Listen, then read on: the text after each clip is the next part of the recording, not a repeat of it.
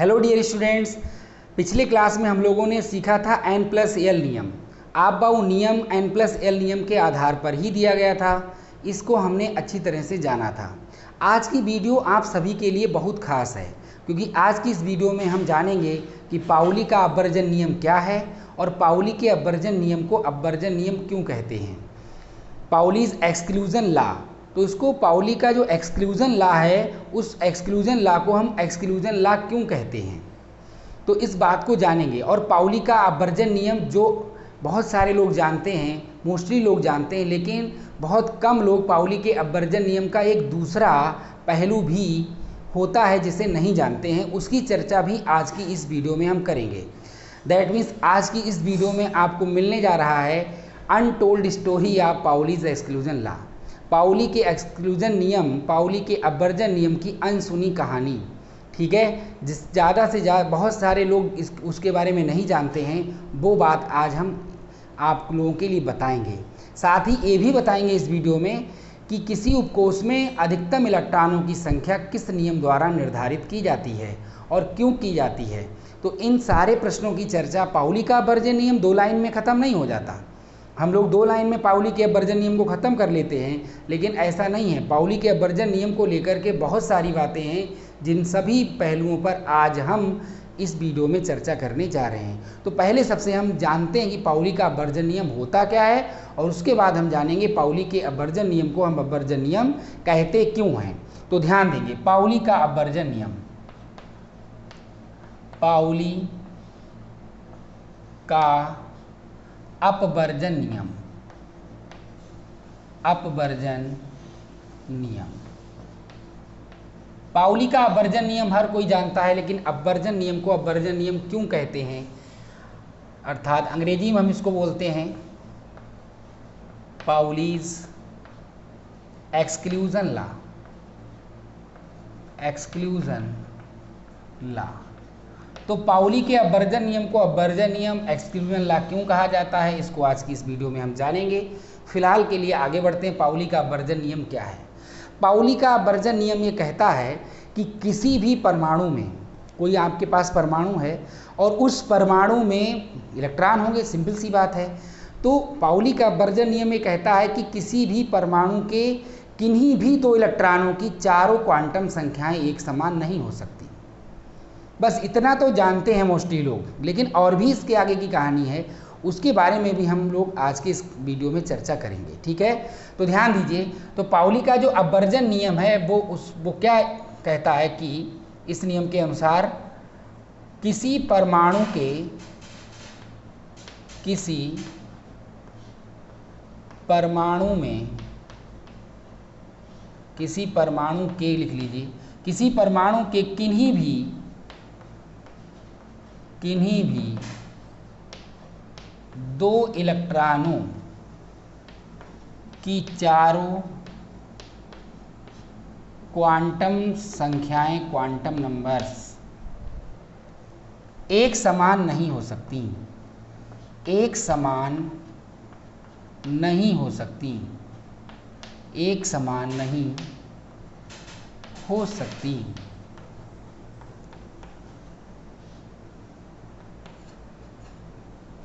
एक समान नहीं हो सकती, ध्यान दीजिए। तो किसी परमाणु के किन्हीं भी 2 इलेक्ट्रॉनों की, किन्हीं भी 2 इलेक्ट्रॉनों की चारों क्वांटम नंबर्स एक समान नहीं हो सकती, इसे ही पाउली का अपवर्जन नियम कहते हैं। यही है पाउली का अपवर्जन नियम। लेकिन पाउली का अपवर्जन नियम कुछ और भी कहता है, उसकी भी चर्चा करेंगे, लेकिन पहले इस लाइन को एक्सप्लेन कर लेते हैं। अब देखिए, हमने मान लीजिए यहाँ पर अभी सिद्ध कैसे हुआ, जब हम कोई एग्जाम्पल लेंगे तो हम एग्जाम्पल के रूप में ले रहे हैं यहाँ पर 4s2, इसको हमने ले लिया। ठीक है, 4s का मतलब इसमें s में कितने कक्षक होते हैं, 4s में 1 कक्षक होता है।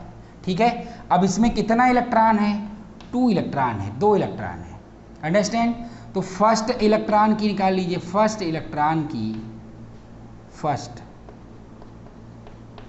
फर्स्ट इलेक्ट्रॉन की चारों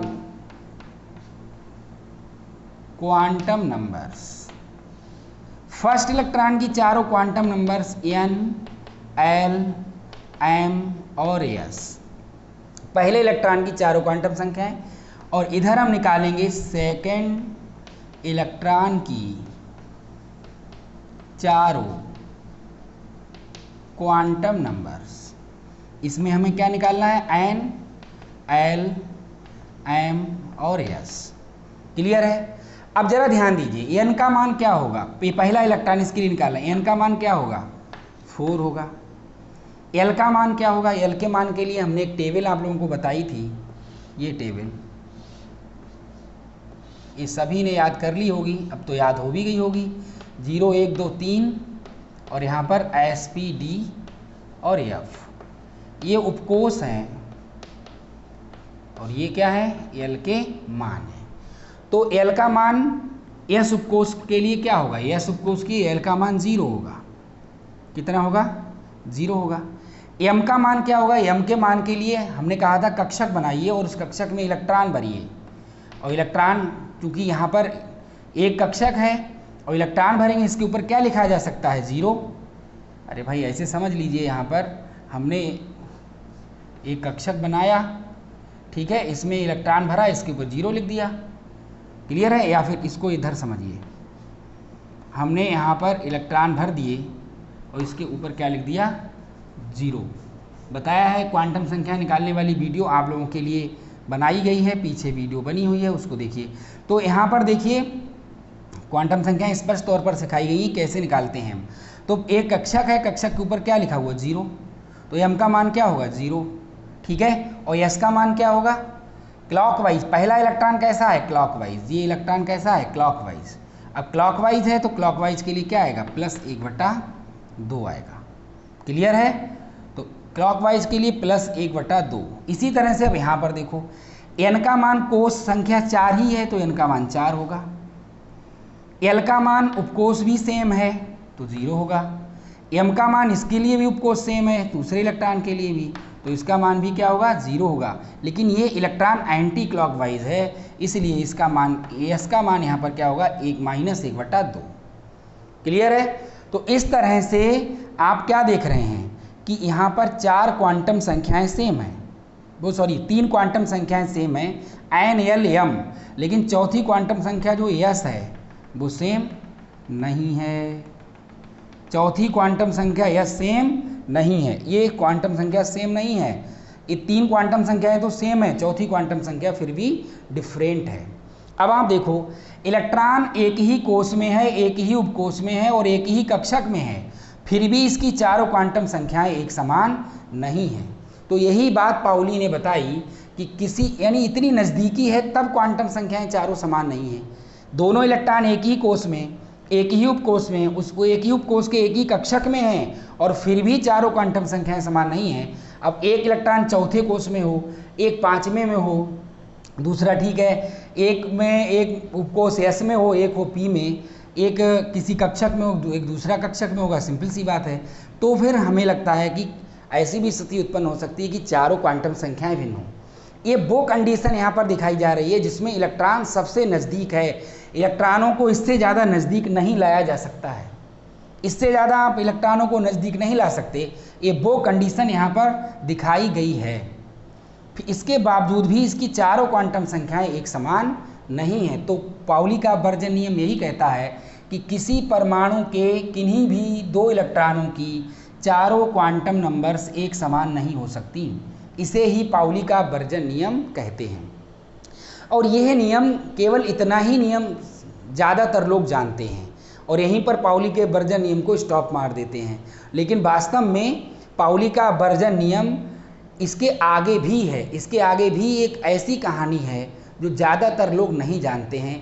तो उसी अनटोल्ड स्टोरी आप पाउलीज एक्सक्लूजन लॉ की बात हम अब इस वीडियो में आगे करने जा रहे हैं, तो उस पर ध्यान देंगे। पाउली का अपवर्जन नियम का जो दूसरा रूप है वो क्या कहता है, यानी जो इसका दूसरी जो डेफिनीशन है वो ये कहती है, ये नियम, ये आखिर ये चारों क्वांटम संख्याएं भिन्न क्यों होंगी, एक समान क्यों नहीं हो सकती, इस पर ध्यान दीजिए। तो आखिर ऐसा क्यों है, तो ध्यान दीजिए, पाउली के अपवर्जन नियम का दूसरा रूप ये कहता है, पाउली का अपवर्जन नियम ये भी बताता है कि किसी एक ही कक्षक में विपरीत चक्रण के अधिकतम 2 इलेक्ट्रॉन रह सकते हैं। दूसरा ध्यान दें, दूसरा पॉइंट, किसी कक्षक में, किसी एक कक्षक में, किसी एक कक्षक में विपरीत चक्रण के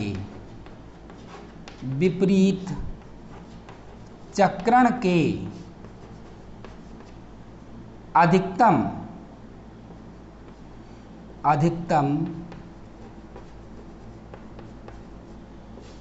2 इलेक्ट्रॉन हो सकते हैं।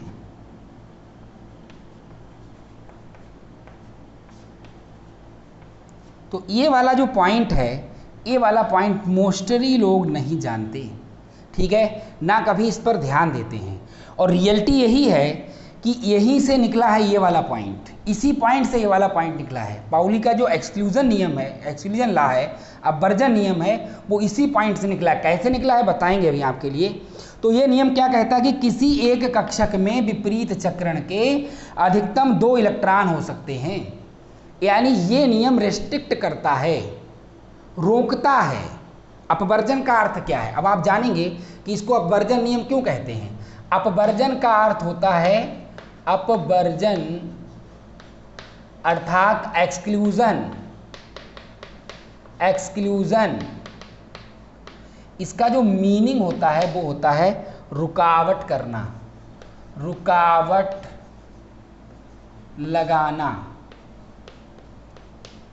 यानी रेस्ट्रिक्ट करना, प्रतिबंधित करना,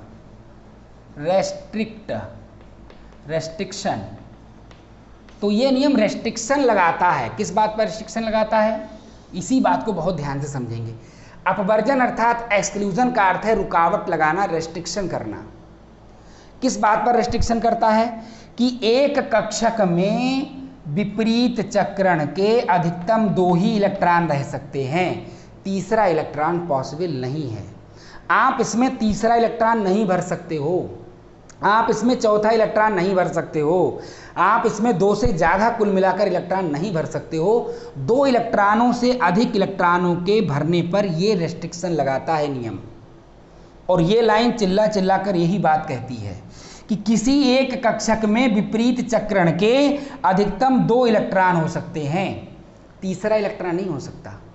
तो चूंकि ये नियम क्या करता है, ये नियम इस बात पर रुकावट लगाता है, तीसरे इलेक्ट्रॉन के, किसी कक्षक में तीसरे इलेक्ट्रॉन के भरने को रोकता है ये नियम, तीसरे इलेक्ट्रॉन के भरने पर रुकावट लगाता है, तीसरे इलेक्ट्रॉन के एंट्री मारने पर रेस्ट्रिक्शन लगाता है। इसलिए इसको हम अपवर्जन नियम अर्थात एक्सक्लूजन लॉ कहते हैं।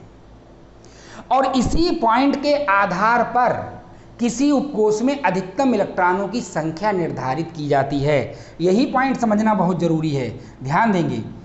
प्रश्न आता है एग्जाम में क्वेश्चन पूछा जाता है, क्या पूछा जाता है, या कोई आपसे पूछ सकता है कि किसी उपकोष में या किसी कोष में अधिकतम इलेक्ट्रॉनों की संख्या किस नियम द्वारा निर्धारित की जाती है। देखिए क्वेश्चन क्या पूछा जाता है, किसी उपकोष, या फिर कोष भी लिख सकते हो, क्योंकि उपकोष का पता लग जाएगा तो कोष में अधिकतम इलेक्ट्रॉनों की संख्या कितनी होगी। किसी उपकोष या कोष में अधिकतम इलेक्ट्रॉनों की संख्या किस नियम द्वारा निर्धारित की जाती है। तो इसका आंसर क्या है, इसका आंसर है पाउली का अपवर्जन नियम, पाउली का अपवर्जन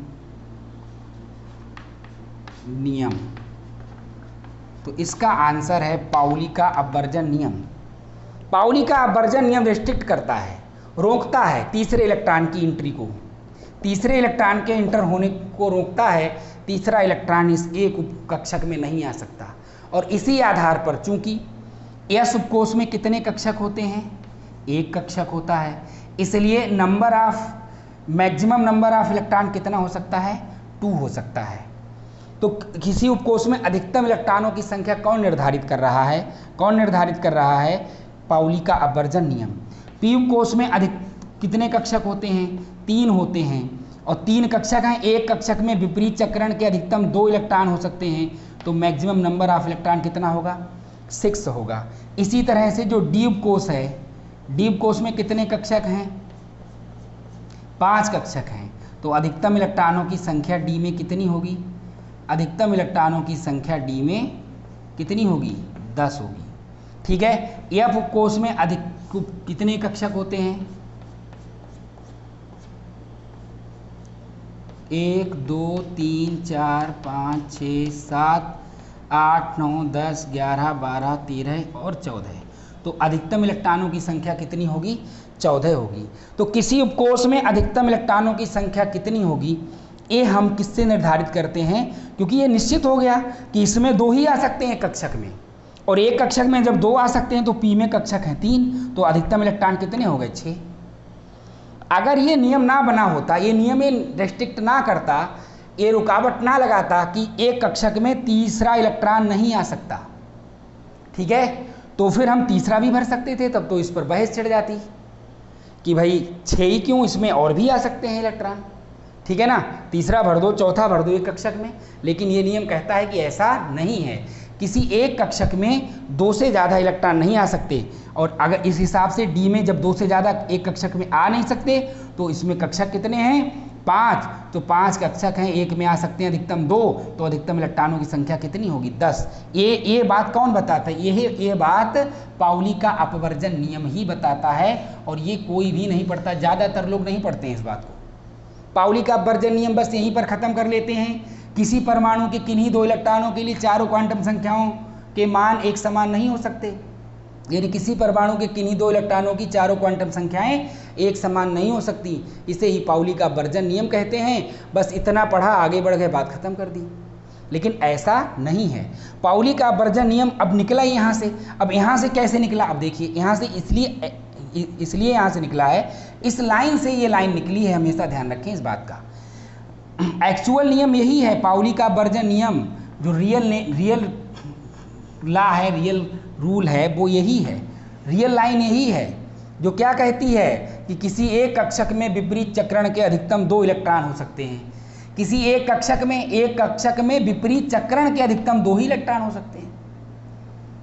एक कक्षक है जिसमें कोष समान, उपकोष समान, कक्षक समान, लेकिन चक्रण विपरीत हो जाएगा, तो कोष समान आएगा, इनका मान समान आएगा, उपकोष समान आएगा, कक्षक समान है तो समान आएगा। लेकिन इतना सब कुछ समान होने के बावजूद भी इनका चक्रण कैसा होगा? एक दूसरे का अपोजिट होगा। तो एक के लिए s का मान +1/2 आएगा, दूसरे के लिए s का मान -1/2 आएगा, और इस आधार पर चारों क्वांटम संख्याएं कभी एक समान हो ही नहीं सकती। जब किसी एक कक्षक में विपरीत चक्रण के अधिकतम 2 ही इलेक्ट्रॉन हो सकते हैं, तो जब किसी एक कक्षक में विपरीत चक्रण के अधिकतम 2 इलेक्ट्रॉन हो सकते हैं, तो चारों क्वांटम संख्याओं का एक समान होना पॉसिबल ही नहीं है। तो यहाँ से इसी लाइन से ये वाला नियम बना है, इसी लाइन से ये वाली लाइन निकली है। ये लाइन भी किसने बताई है? पाउली के अपवर्जन नियम में ही पाउली ने तो बताई है, ये किसी और ने नहीं बताई। लेकिन हम फाइनली इसको पढ़ते हैं, ठीक है, इसको नहीं पढ़ते। लेकिन यहीं से पता लगता है कि पाउली के अपवर्जन नियम को हम अपवर्जन नियम क्यों कहते हैं। तो पाउली के अपवर्जन नियम को हम अपवर्जन नियम क्यों कहते हैं? क्योंकि पाउली का अपवर्जन नियम क्या है? अपवर्जन अर्थात एक्सक्लूजन का अर्थ है रुकावट लगाना, रेस्ट्रिक्शन करना, रेस्ट्रिक्ट करना, यानी रुकावट लगाना। हम रुकावट लगा रहे हैं, किस बात पर रुकावट लगा रहे हैं? किसी कक्षक में तीसरे इलेक्ट्रॉन के भरने पर रुकावट लगा रहा है ये नियम, ठीक है ना, रिस्ट्रिक्ट कर रहा है तीसरे इलेक्ट्रॉन की फिलिंग को, रिस्ट्रिक्ट कर दिया, रुकावट लगा दी कि अब आप तीसरा इलेक्ट्रॉन इसमें नहीं भर सकते। तो जब तीसरा इलेक्ट्रॉन आप इसमें भर नहीं सकते, तीसरा इलेक्ट्रॉन आप इसमें भर नहीं सकते, 2 ही अपोजिट स्पिन के इलेक्ट्रॉन होंगे, तो उनकी चारों क्वांटम संख्याएं कभी एक समान आ ही नहीं सकती। तो इसी लाइन से फिर ये लाइन निकल करके आई कि किसी परमाणु के किन्हीं 2 इलेक्ट्रॉनों की चारों क्वांटम संख्याएं एक समान नहीं हो सकती, क्योंकि उस एक कक्षक में जो 2 इलेक्ट्रॉन होंगे उनका स्पिन अपोजिट होगा, तो स्पिन क्वांटम नंबर जरूर भिन्न आएगी। भले ये 3 समान आ जाएं, लेकिन स्पिन जरूर भिन्न आएगी। और कोष, उपकोष, कक्षक सब अलग हैं, तो हो सकता है कि चारों क्वांटम संख्याएं भिन्न आएँ, लेकिन 3 तो आनी ही हैं, ये बिल्कुल तय है, चारों समान नहीं हो सकती। ठीक है, तो पाउली का अपवर्जन नियम क्या है? आप ध्यान रखें कि पाउली का अपवर्जन नियम ये भी है और पाउली का अपवर्जन नियम ये भी है। आप ये भी पाउली का अपवर्जन नियम ही है, ये भी पाउली का अपवर्जन नियम ही है, इसी से ये वाली लाइन निकली है। तो पाउली का अपवर्जन नियम क्या है और पाउली के अपवर्जन नियम को अपवर्जन नियम अर्थात एक्सक्लूजन लॉ क्यों कहते हैं, ये बात आपको अच्छे से समझ में आ गई होगी। और ये सवाल भी अच्छे से समझ में आ गया होगा कि किसी उपकोष या कोष में अधिकतम इलेक्ट्रॉनों की संख्या किस नियम द्वारा निर्धारित की जाती है, तो वो कौन सा नियम है? पाउली का अपवर्जन नियम। और यहीं से क्या निकला, अब देखिए एक पॉइंट और बचा है इसमें, उसको देख लीजिए। जैसा कि आप जानते हैं कि ये नाभिक है, नाभिक के चारों ओर क्या है? कोष हैं। इसमें कौन होता है? केवल यस, इसमें होता है एस और पी, इसमें होता है एस पी और डी, इसमें कौन होता है? एस पी डी और एफ होता है। तो इस आधार पर किसी कोष में, मैंने लिखा ना, उपकोष भी लिखा है प्रश्न में और कोष भी लिखा है। जब हमें उपकोष में पता लग गया number of maximum number of electron पता लग जाएगा, तो कोष में भी हम निर्धारित कर लेंगे। ये कौन सा कोष है? पहला, ये दूसरा, ये तीसरा और ये चौथा। तो इस हिसाब से एक यहाँ पर रूल बना कि किसी कोष में अधिकतम इलेक्ट्रॉनों की संख्या कितनी हो सकती है? 2n²। ध्यान देंगे, 2n², ये यहीं से निकला पॉइंट कि किसी कोष में अधिकतम इलेक्ट्रॉनों की संख्या 2n² हो सकती है। जैसे कि पहला कोष है, पहले कोष में केवल यह उपकोष है, पहले कोष में केवल यह उपकोष है, तो कितना इलेक्ट्रॉन होगा? अगर हम प्रैक्टिकली देखें तो यहाँ पर केवल एक ही उपकोष है, तो अधिकतम इलेक्ट्रॉनों की संख्या कितनी होगी? 2। और आप इस नियम से निर्धारित कर लीजिए। पहला कोष है तो n का मान क्या होगा? 1, तो 2 एकम 2, 1 एकम 1 और 2 कितना हो गया? अधिकतम इलेक्ट्रॉन कितना आएगा? पहले में अधिकतम इलेक्ट्रॉन कितना आएगा? यहाँ पर 2 आएगा। क्लियर है? अब दूसरे कोष में आप देखिए, दूसरे कोष में अधिकतम इलेक्ट्रॉनों की संख्या कितनी होगी इस नियम के अनुसार से? n का मान क्या होगा? 2, तो 2 दूनी 4 दूनी 8 होगी। और आप इससे भी निर्धारित कर लीजिए। एस में अधिकतम, इसमें कौन कौन है? एस है और पी है। एस में अधिकतम इलेक्ट्रॉन कितने होते हैं? 2। और पी में कितने होते हैं? 6। तो 2 इसमें, 6 इसमें। एस में अधिकतम 2, पी में अधिकतम 6, 6 और 2 कितने हो गए? 8। और यही ये वाला फार्मूला भी बता रहा है। इसी प्रकार से इसमें देख लीजिए, तीसरे में कितने होंगे? इसमें कितने होते हैं? 2, इसमें 6, 6 और 2 कितने हो गए? 8। और इसमें 10 होते हैं, तो कितने होंगे? 18। अधिकतम इलेक्ट्रॉनों की संख्या 18 हो सकती है। इस नियम के अनुसार भी निकाल लीजिए। 3, तो 3 3 9 और दूनी कितना हो जाएगा? 18। इसमें इसी तरह से इसमें आप निकाल सकते हो। ठीक है, 4 का मान यहाँ पर रखिए, 4 चौक 16 दूनी 32। इसमें अधिकतम इलेक्ट्रॉनों की संख्या कितनी हो सकती है? 32 हो सकती है, 32 हो सकती है। कैसे? प्रैक्टिकली भी देख लीजिए। एस में अधिकतम इलेक्ट्रॉन कितने हैं? 2। पी में अधिकतम इलेक्ट्रॉन कितने हैं? 6, 6 और 2 कितना हो गया? 8 और 10 18, 18 और 14 कितना हो गया? 32 हो गया। तो इस प्रकार से हम ज्ञात कर सकते हैं कि किसी कोष में या किसी उपकोष में अधिकतम इलेक्ट्रॉनों की संख्या कितनी होगी। और ये बात किस नियम द्वारा निर्धारित होती है? पाउली के अपवर्जन नियम द्वारा।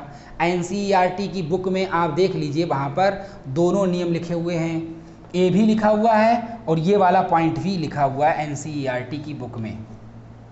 ठीक है, लेकिन हम लोग क्या पढ़ते हैं? ये वाला पॉइंट पढ़ते रहते हैं और इस पर कभी ध्यान नहीं देते।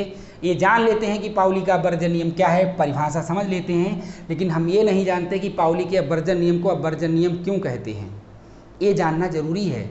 लेकिन आपकी कॉपी में एक भी ऐसा शब्द नहीं लिखा होना चाहिए जिससे आप भलीभांति परिचित ना हों। अगर आप चाहते हैं कि रटना बंद हो जाए, आपको जो भी याद करें वो लॉन्ग टाइम तक याद रहे, तो उसके लिए ज़रूरी है कि आप ये तय करें कि आपकी कॉपी में, आपके नोट्स में एक भी ऐसा शब्द नहीं लिखा होना चाहिए जिससे आप भलीभांति परिचित ना हो, जिससे आपकी अच्छी जान पहचान ना हो। उसमें लिखे हर शब्द से आपकी अच्छी जान पहचान होनी चाहिए, तो आपको वो सब्जेक्ट कठिन नहीं लगेगा, एकदम सरल लगेगा और रटना भी नहीं पड़ेगा। अब पाउली का अपवर्जन नियम आपने सीख लिया, लेकिन पाउली का अपवर्जन नियम को अपवर्जन नियम क्यों कहते हैं? एक्सक्लूजन का मतलब क्या है? अपवर्जन का नियम क्या है? ये नहीं सीखा तो सिंपल सी बात है, ये नियम आपको रटना पड़ेगा, आप भूल जाएंगे। ठीक है, तो यहाँ पर पाउली का जो अपवर्जन नियम है वो इतना सामान्य नहीं है जितना सामान्य तरीके से हम लोग पढ़ लेते हैं। तो आज हमने आपको इस वीडियो में पाउली के अपवर्जन नियम के हर पहलू से अवगत कराया। पाउली का अपवर्जन नियम क्या है, पाउली के अपवर्जन नियम को अपवर्जन नियम क्यों कहते हैं, किसी कोष में या किसी कोष में अधिकतम इलेक्ट्रॉनों की संख्या किस नियम द्वारा निर्धारित की जाती है, ये सारे प्रश्नों का जवाब आज आपको इस वीडियो में मिल गया। ठीक है, आपको अगर किसी प्रकार का डाउट है तो आप हमें कमेंट बॉक्स में ज़रूर बताइएगा। ठीक है, और मैं आपसे लोगों से सभी से ये कहूँगा कि जो भी पढ़ो केवल पढ़ो मत, पढ़ हर कोई रहा है, पढ़ो मत सीखो। जिस दिन सीखना शुरू कर दोगे, जिस दिन दिमाग चलना चालू हो जाएगा, ठीक है, अगर आपका दिमाग मरा हुआ है तो फिर आप नहीं पढ़ सकते। पहली ज़रूरत है कि दिमाग को जिंदा करिए। ठीक है, और जिंदा दिमाग कब होगा, जब दिमाग सवाल करना शुरू कर देगा। कि पढ़ा दिया आपको किसी ने कि पाउली का अपवर्जन नियम क्या है, आपने पढ़ लिया, ठीक है, आपने उसको याद कर लिया, एग्जाम में लिखा है, नंबर भी मिल गए, मार्कशीट पे नंबर भी आ गए, इस सब से कुछ नहीं होने वाला है।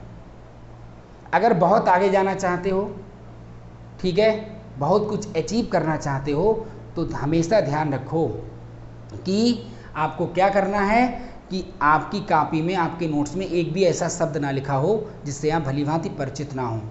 दैट मीन्स पढ़ो नहीं, सीखो। सीख करके जब पढ़ना चालू कर दोगे तो ना तो आपको नींद आएगी। ठीक है, जैसे कई लोग कहते हैं कि जब हम पढ़ते हैं तो हमको नींद आने लगती है, तो नींद क्यों आएगी? अगर आप सीख कर पढ़ रहे हैं तो नींद अगर आ भी रही होगी तो भाग जाएगी।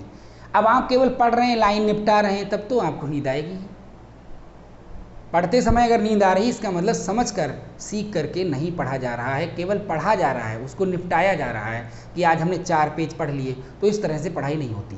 तो कुल मिलाकर के मैंने आप लोगों को बताया कि पाउली का अपवर्जन नियम क्या है, पाउली के अपवर्जन नियम को अपवर्जन नियम क्यों कहते हैं, पाउली के अपवर्जन नियम के दोनों रूप हमने आज की क्लास में बताए। पाउली के अपवर्जन नियम के आधार पर हम किसी उपकोष या कोष में अधिकतम इलेक्ट्रॉनों की संख्या कैसे निर्धारित कर सकते हैं। आज की वीडियो में हम चाहते तो हुंड का नियम भी आपको समझा देते, लेकिन मैंने सोचा कि पाउली के अपवर्जन नियम को लेकर के बहुत सारी भ्रांतियां लोगों के अंदर रहती हैं, या फिर जानना ही नहीं चाहते या फिर जानते ही नहीं हैं, तो उन सारी भ्रांतियों को दूर करना मैंने अपनी रिस्पॉन्सिबिलिटी समझा, मेरा अपना कर्तव्य है एक टीचर के रूप में। इसलिए मैंने आपको केवल आज की इस वीडियो में पाउली का अपवर्जन नियम ही कवर किया है। अगली वीडियो में हम हुंड के नियम की चर्चा करेंगे। ठीक है, तब तक आप लोग इसको अच्छे से देख ही लिए हैं। अगर आपको किसी भी प्रकार का कोई प्रॉब्लम लगती है, कोई डाउट इसमें क्रिएट होता है, तो आप लोग कमेंट बॉक्स में ज़रूर बताइएगा। और अगर आप लोगों को हमारा पढ़ाया हुआ अच्छा लगता है तो वीडियो को ज़्यादा से ज़्यादा शेयर कर दीजिए और लाइक कर दीजिए। ठीक है, और इसी तरह से जुड़े रहिए हमारे साथ, लगातार आप लोगों को हम लेक्चर प्रोवाइड करवा रहे हैं। ठीक है, व्यस्त रहिए, स्वस्थ रहिए, मस्त रहिए। मिलते हैं अपनी अगली वीडियो में हुंड के नियम के साथ। आज के लिए इतना ही, दैट्स ऑल।